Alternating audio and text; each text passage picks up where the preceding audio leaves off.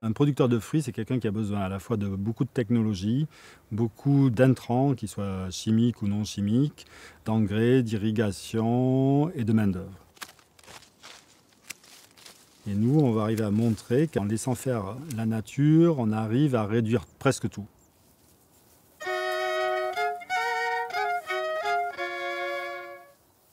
Le verger, c'est un verger de 27 hectares d'arbres fruitiers qui est produit de façon 100% naturelle. C'est-à-dire qui évolue avec la nature et qui essaie de se protéger avec la nature. On y trouve des pommiers, des poiriers, des noyers, plein d'autres petites variétés différentes. Je suis producteur de fruits dans un verger naturel au bord de la Dordogne, près de Bordeaux, depuis 38 ans. Donc toujours au même endroit et sur le même verger qui a évolué plusieurs fois et qui est très différent de ce qu'il était il y a 40 ans.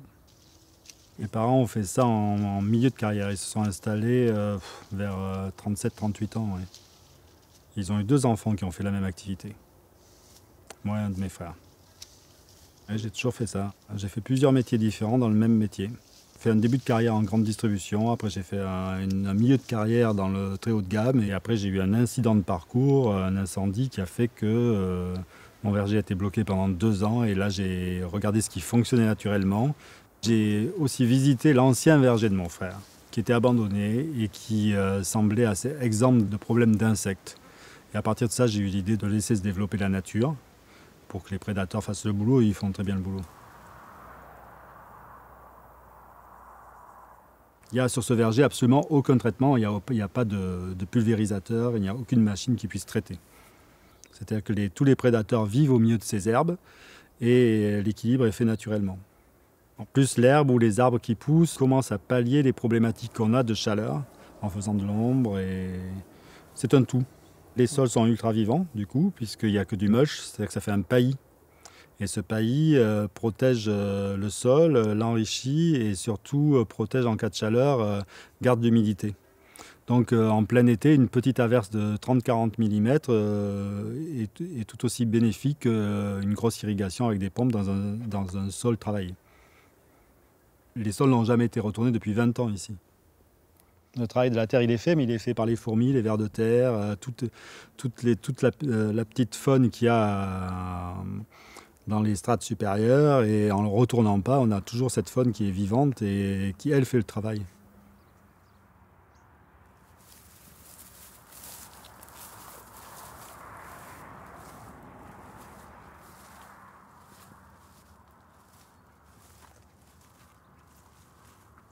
Oui, donc ici, tu vois, tu as un exemple de plantation dans les ronces, ce qui est un des trucs les plus critiqués dans nos pratiques, puisque effectivement, ça ne fait pas super propre et tout. Mais là, on a planté une petite plante qui faisait même pas 2 cm il y a 3-4 mois.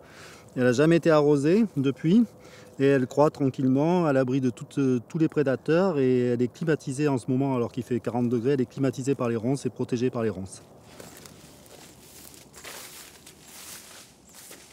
Ce qu'on veut, c'est refaire venir les oiseaux. Les oiseaux disparaissent, les petits oiseaux disparaissent, et nous on en a besoin. On en a besoin pour les larves de carpocaps et pour les vers de la pomme. Donc on laisse de la nourriture, on essaie de laisser de la nourriture en permanence. Donc des arbres qui vont produire des baies qu'on a plantées et qu'on ne ramassera pas forcément. Ce ne sera pas forcément sur la vente. Et le fait de mettre ces arbres aussi, ces variétés anecdotiques, permet de décompresser la tension des maladies, quoi. On baisse un peu le nombre de pommiers, le nombre de poiriers, et les pics de maladies baissent de facto. C'est fondamental parce que c'est l'équilibre qui est en train de se faire qui nous protège. C'est la biodiversité qui protège à la fois les arbres, qui protège la récolte, entre guillemets, parce qu'il y a quand même plus de pertes qu'en conventionnel, c'est évident. Mais par contre, cette biodiversité, elle protège aussi l'agriculteur dans le sens où il a besoin de moins d'intervention, donc il est moins stressé. Quand on voit les certaines parcelles qu'on a vues, on n'a pas forcément partout des baisses de production, mais on a une qualité nettement supérieure. En fait, les variétés du verger, elles sont en plein développement. Ce qu'on recherche, c'est des variétés résistantes déjà aux maladies fongiques, ce qui est très délicat. Donc on tape dans les variétés anciennes, on fait venir des greffons un peu de l'étranger, on cherche ce qui marche. La façon même d'orienter le verger naturel, parce que même s'il est naturel, on l'oriente quand même en quelque part, nous permet de faire face à plus d'événements climatiques, en l'occurrence aux chaleurs et aux périodes de canicule. Puisqu'on arrive quand même à produire sans irrigation. Même si en soi c'est quand même une gageure parce qu'on est à côté d'un fleuve, mais c'est un choix délibéré aussi, parce que l'irrigation c'est un coût de main d'œuvre, un coût d'énergie énorme, et donc on voulait zapper ça.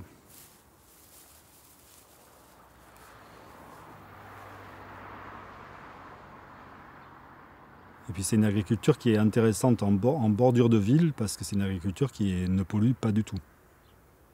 Et ça va même très loin, puisqu'on n'utilise quasiment pas de machines, et sur un verger de 30 hectares, avec moins de 150 litres de gazoil, on fait l'année.